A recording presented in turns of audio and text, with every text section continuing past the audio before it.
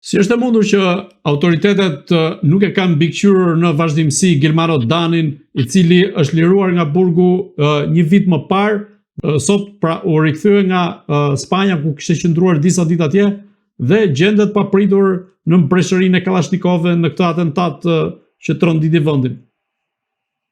Nuk e di, s'jam i qartë se sa kanë ndetur jashtë, po duhet kanë ndetur çik më shumë jashtë në Spanjë, besoj. Nuk e di se informacioni mund të jetë i paqartë ende, por përtej kësaj që sa kanë ndetur përtej faktit. Përflitej që në datën 7 kishte qenë në Spanjë. Përtej faktit që ka qenë një ditë apo ka qenë 5 ditë apo ka qenë 2 muaj, 3 muaj, ajo që thotë që konstatoni ju që duhet mbikëqyrësh në policia, ky është roli i policisë. Ky është roli i policisë. Unë mendoj që në rastin konkret, jo vetëm që s'e kanë mbikëqyrur, po unë mendoj që personazhi ka dalë brenda aty. Ka qenë personazh që kanë pasur konflikte me punonjës të tjerë policisë për shkak të këtyre lidhjeve kriminale, sa i ka dalë në prit atij. Se s'ka shans ora të dalë nga do dalë informacion që vjen filani që andej. Nga do dalë informacioni. Informacioni nga do dalë. Do dalë informacioni sakt nga policia e shtetit, pra nëpërmjet këtyre shërbimeve strukturave këtej.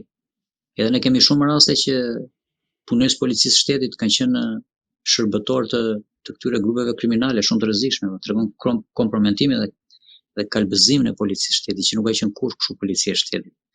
Në këtë ditë zezë, ku shoku tradhton shok, apo futen banda, apo futen kriminal në policinë e shtetit, njerëz me rrezikshmëri të lartë shoqërore. Në këtë rast, si mund të, se nuk gjem as fjalë të ta shpjegojmë këtë lloj situate që një punonjës, një agent i AMP-s gjendet në makinë me një person i cili ka pasur një sketë kriminale të mëparshme, i cili kishte një vit që ishte liruar. Çfarë ndodh në këtë rast mes raporteve të krimit dhe policisë, edhe pse ju e përmendët deri diku?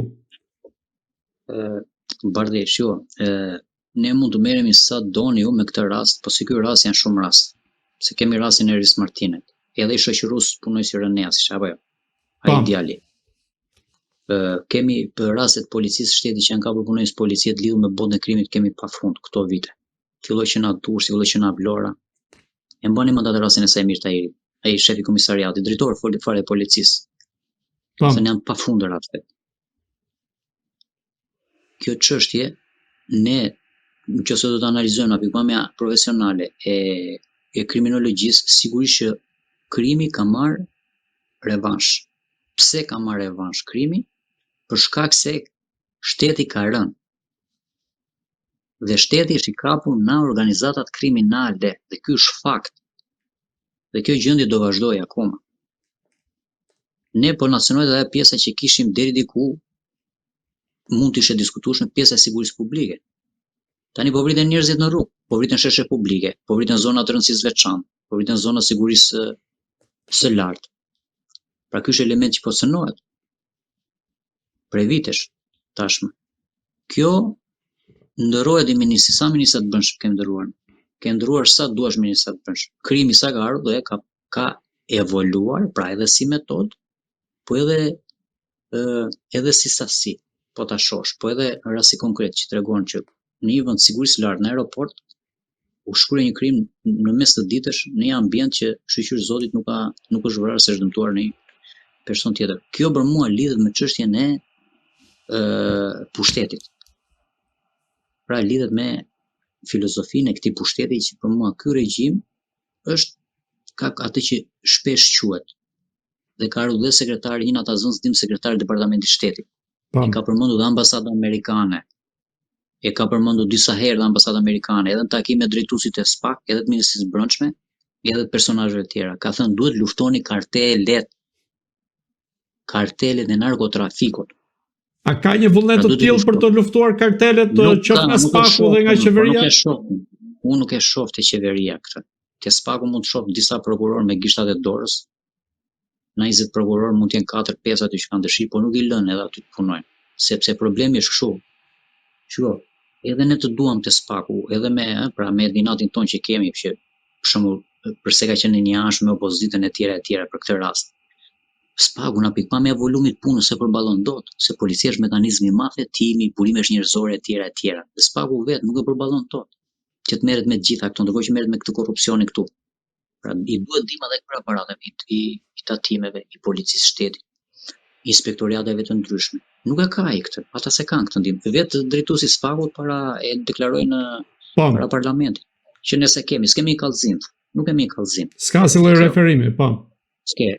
Ata vetë nuk e fillojnë kryesisht për shembull, nuk fillojnë referime kryesisht vetë, s'kan guximin edhe vetë fillojnë kryesisht, se prokuroria fillon edhe kryesisht hetimin ndaj policisë. Se nuk e bëjnë gjë të tillë.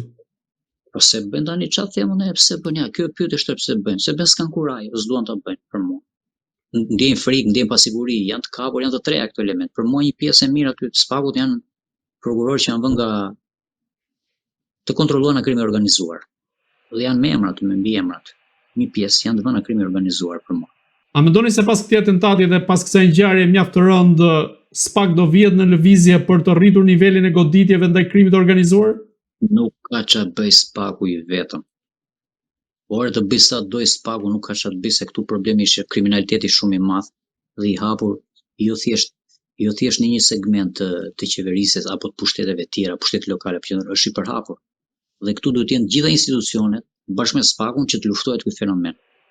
Ti mund të kërkosh sa duash në Spaku, nuk ka ç'a të bëj te Spaku. Ç'a do bëj Spaku kush e korruptuar gjithë policia? Ai dërgon letër i thotë i kthire atë, ai vetë punoi si policist se gjeta unë të shtëpi, thotë e kam dërguar letrën, thotë. Ndërkohë që kërkimin ta bëj, do ta bëj ai punojësi i BKH-s aty, sa ta 40 veta, 50 veta, 60 veta, sa janë aty. Pra, e na pikpamja e burimeve njerëzore për atë volumi, pra duhen gjitha institucionet. Në këtë rast kemi një pjesë të Spakut që do të punojë, një pjesë që është në shërbim, një pjesë që kanë frikë, që s'duan thonë, shikojnë terrezin tim edhe këtu, nuk ngrihen në nivelin e lartë që të godasin fort aty. Që ti kuptojnë edhe qytetarët tonë, po, hade këtu. Po mbaroj mandatin e kanë mendjen tikën se cilin po duhet. Ky është gjykimi im. Të shpresojmë që me drejtuesit e rinj të Spakut që do vinë, të shpresojmë që do kenë ndryshime te kjo pjesa e drejtimit të strukturës së posaçme antikorrupsion. Të shohim te kjo. Të shikojmë, unë jam pesimist, po një reformë duhet të paktën një reformë e madhe në sistemin e drejtësisë. Edhe kjo sipas World Justice Project. World Justice Project është shoqata e amerikanëve që bën raportet e përvitshme lidhur me standardet e demokracisë dhe drejtësisë në veçantë për çdo vend të botës. Dhe ky është raporti basi merr Departamenti i Shtetit. Dhe mi specializuari. Për më vonë vin këto Freedom House, Transparency International dhe tjera. Po ky që është më profesionali. Në 2015 ishim në vendin e 46 për drejtësinë penale. Në 2025 jemi në vendin e 82 me përmbysje. Pra jemi më keq se ç'kemi qenë. Pra ishim mirë kur ishim keq. Këto janë fakte publike. Këto nuk i fshem dot. Vet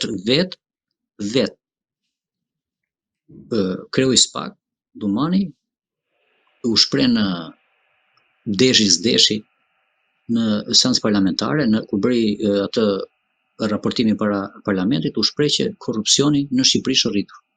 Krimet kundër korrupsionit janë rritur. Pra këto janë fakte, apo jo? Po. Këto janë fakte, këto nuk i fshem dot. Pra, domethënë, unë shijoj shumë problemi këtu si zgjidhje politike. Jo thjesht çështje institucionale, por zgjidhje politike në kuptimin e filozofisë. Pra duhet largohet ky, të çlirohen socialistët, të çlirohen demokratët, të çlirohet maxhoranca, të çlirohet opozita dhe vendi të shkojë në zgjedhje të parakohshme, sepse shikojmë dhe korrupsionin, shikojmë Ballukun, shikojmë Ramën, shikojmë tunelin. Kupton për çfarë po flas? Nuk ndodh në asnjë vend të botës, edhe në botës së tretë këto, nuk ndodhin këto që ndodhin në Shqipëri. Pavarësisht se këtu 93% e medjave janë të kapur. Edhe bëjmë punën e vet. 93% sipas raportit të Bashkimit Evropian, është me raport. 46.5% e gazetarëve censurohen, pra i thonë që se jep për kufizim, i thonë që ti i thonë mos e bëj këtë lajm, kurse 46.5% të tjerë vetë censurojnë sepse shikojnë që ai tjetri kërcënohet apo vetë censurohet. Pra kjo është statistikë.